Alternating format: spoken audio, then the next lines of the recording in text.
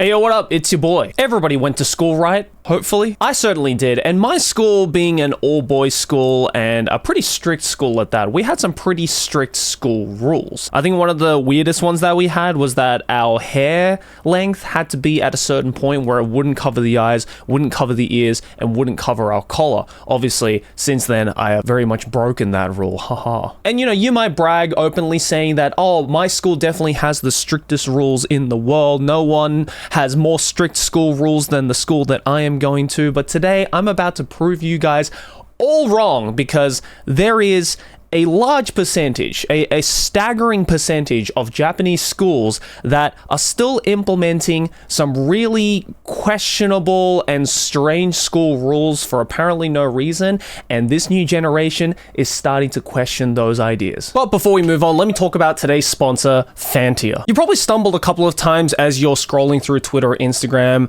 a great piece of art that's made by a Japanese creator, and you're like, damn, I love every single piece of art that person has drawn on the website. But I wish that I could support them with more than just Twitter and Instagram likes. I wonder if there was some kind of monetary method that I could support these creators directly. Well, that's exactly what Fantia is. It's essentially like a Patreon, but for Japanese artists and creators. I've been using Fantia now personally for a couple of years now because, again, I see so many fantastic, talented Japanese artists who don't get the monetary support that they deserve, and Fantia is the best place to do so. There are actually quite a number of very talented and well-known artists that use Fantia. For example, Asanagi, who's one of my favorite hentai artists, as well as Raita, who I've recently become a massive fan of. And don't worry, if you're not necessarily into Japanese art, then Fantia also supports a whole other bunch of Japanese creators as well, like cosplayers, music developers, and a whole lot more. There's also a page written in English where you can get started on creating a Fantia account as well as supporting creators as well, so don't worry if you can't read Japanese either. So again, if you're interested in that, then make sure to check out Fantia, links in the description below, and a big thank you to Fantia for sponsoring today's video. So there was this Japanese news article that I saw online the other day, which kind of made me double take because it had to do with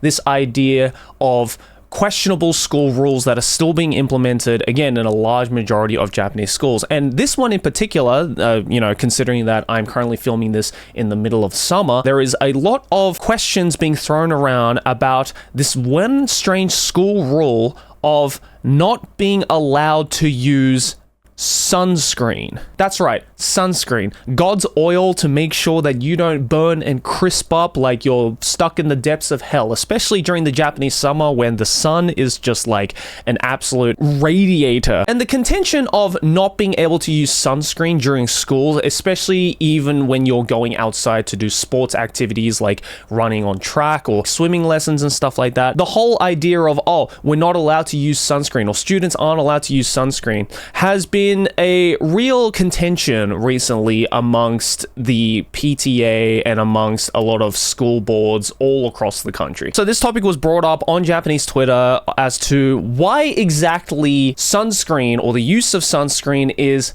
banned. People saying like the Japanese sun is way too hot and we have to protect our skin, or you know, the UV rays are something that can cause serious issues, especially long term with stuff like skin cancer and melanoma and all sorts of other issues. So why is it that schools are not allowing students to protect themselves, like, you know, be healthy? Like, you would think that a school would teach students to make sure to live the healthiest lifestyle to get them prepared for the real world, and yet sunscreen is not allowed? Obviously, that's a really weird question, and there are a lot of people who are saying, well, how come, you know, something that is seemingly important like the use of sunscreen for school students not allowed, and yet there are other weird rules in Japanese schools that seemingly don't really result in anything? For example, why is it that you're not allowed to use sunscreen, but students can go get their ears pierced, can use makeup in schools, or even some schools use these really weird school rules of like loose socks, and loose socks can only be worn if it's a particular color. Yeah, those are just some of the weird school rules that a lot of Japanese schools have. So a study was done on an Abema Prime documentary, or Abema Prime's kind of like, you know, the Netflix Hulu of Japan, that did a study to figure out, okay, well, just how many schools in Japan have this rule? Because maybe it's just a small amount and the minority is being allowed. Well, it turns out out that according to 2016 study, somewhere around there, found out that 29.9% of elementary schools, 31.6% of middle schools, and a staggering 48.5% of high schools in Japan do not allow students, it is against school rules for students to use sunscreen in outdoor activities. And mind you, this is not like an old study. These are school rules that are still persisting in 2023 after all the scientific studies that have been done on the dangers of UV rays and the dangers of getting a suntan and, you know, just how important it is to protect your skin from all sorts of different long-term effects.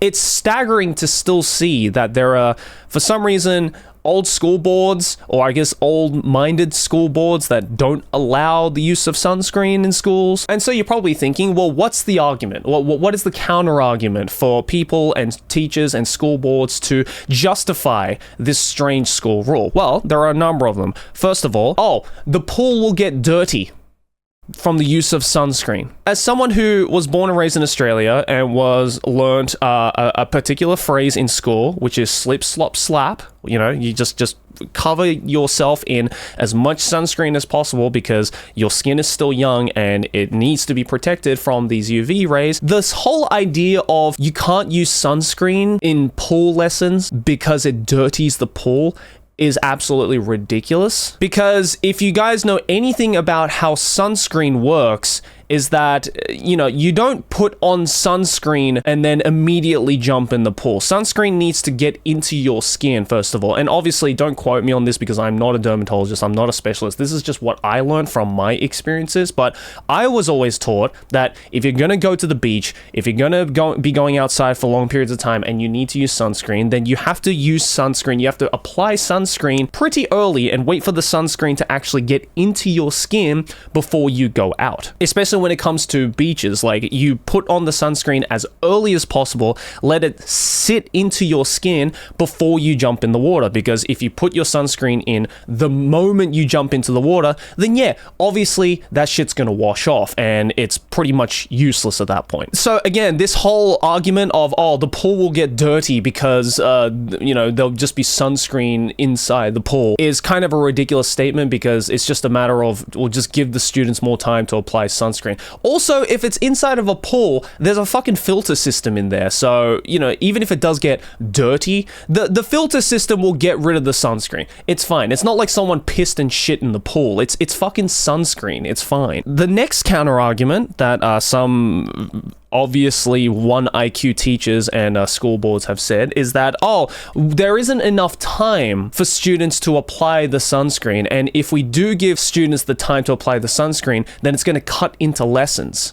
Like, who the fuck cares? That's the equivalent of going to a brothel and the prostitute getting pissed off at you because they have to give you enough time to put on a condom. Like, I don't think it's going to matter. If anything, that time allocated to protecting yourself and protecting all of those around you is pretty fucking important. Like, I think it really doesn't take that long to just put on sunscreen. It takes you like a couple of minutes tops. So this whole idea of, it's going to cut into lessons, or we have to allocate time to giving students to fucking protect themselves from the sun is absolutely ridiculous and arrogant. And then this third and last counter argument, which just absolutely makes the least amount of sense, is that some teachers and some school boards bring up the argument that, what's the difference between sunscreen and makeup? Because as I mentioned earlier, there are a lot of schools in Japan that don't allow the use of makeup. It is against school rules for females or males, you know, whichever. There's no judging here. This is 2023 to apply makeup during school. You know, some girls want to look pretty, but some schools are like, no, you're not allowed to wear makeup, which is fine. That's understandable. There are a couple of Australian schools as well, and I'm sure some American schools that don't allow for female or male students to wear makeup at school. That's understandable, but to say that you can't tell the difference between sunscreen and makeup is absolute monkey brain. Like, I think anyone with a functioning frontal lobe can tell you that there is a big difference between fucking sunscreen and fucking makeup. Like, makeup is an option, right? Like, it's putting on makeup isn't going to affect your health in any way. Sunscreen, on the other hand, does. It is medical. It is a medical cream that is used to protect yourself from diseases. So this argument of, oh, what's the difference between sunscreen and makeup? If we don't allow makeup at our schools, then obviously sunscreen's kind of the same thing, right? It's just absolutely stupid and ridiculous. And obviously, you know, these counter arguments are very flimsy, very paper thin, because a lot of people in Japan are not buying it. And it's kind of sad because a lot of people are saying that, like, oh, this issue stems from this very old school mentality, especially from older teachers, of this idea of like, oh, you know, a tan is healthy.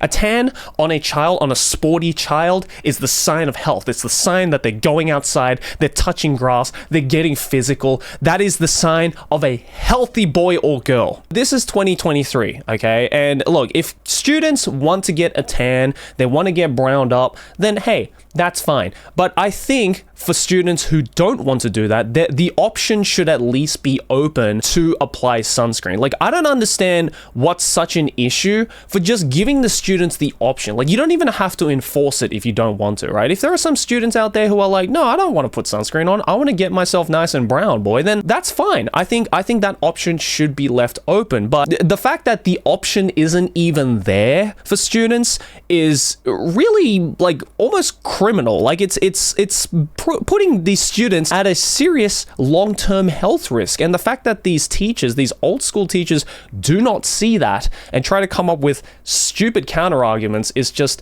another reason why Japan is living like 50 years in the past. And when it comes to the whole thing of, oh, the pool might get dirty, and what if the student swallows the water that has the sunscreen in it? Wouldn't that be more of a health risk? Well, it turns out a dermatologist on this argument, on this show where they talk about this issue, actually reassures to people that even babies who accidentally drink sunscreen or ingest sunscreen or sun oil have shown no signs of it actually being super harmful. Like, all you have to do is just kind of wash it down, as long as it's not in like huge amounts. Just, you know, just wash it down with some water or milk, and usually even the baby is fine. Not to mention, if you're in a fucking school pool and you drink the water, I think the chlorine in the water is going to be more of a health hazard to you than the little bit of sunscreen that is inside of it. They even went so far as to get a lawyer on the show to say this particular statement, which I don't know if it's a bit of a stretch, but it is a powerful statement that says, you know, not allowing the use of sunscreen as a school rule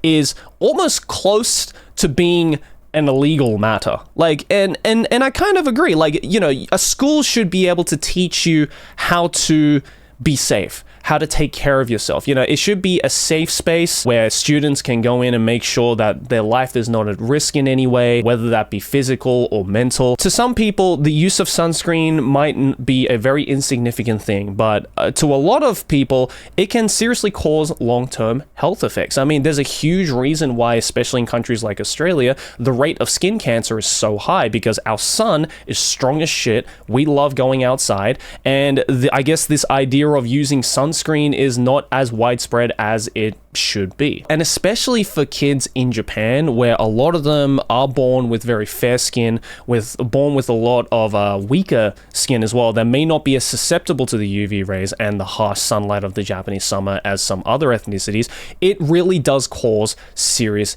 issues, and we've seen that in the past. I think to wrap up this whole argument, I think everybody can agree that not even having the option open to allowing students to wear sunscreen is just absolutely ridiculous. Like, if you're not going to allow sunscreens, then I don't know, maybe if you have an outside pool in your school, put a roof over it, put some kind of like a visor over it to cover the pool from the rays, or maybe just install pools in an indoor area in some newer schools so that it negates the whole fact that you need to wear sunscreen. You know, there are lots of different methods to overcome that if you so want to keep this really ridiculous school rule in place. But my argument, and argument for a lot of people, is this is one of the strangest, weirdest, and most pointless school rules for Japanese schools to have. And again, the fact that there is such a staggering amount of schools in 2023 that still have this rule just blows my mind. So yeah, this was just, episode 6,000, whatever the fuck, of Japan being like at least 30, 40 years behind the curve. And, hopefully this argument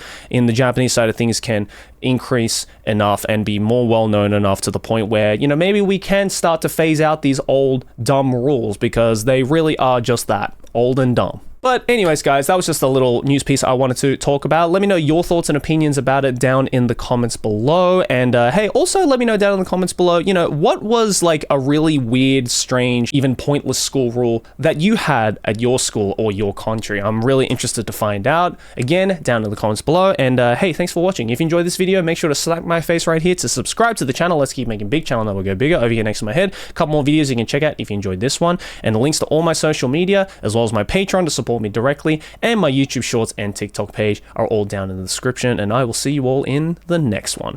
Peace.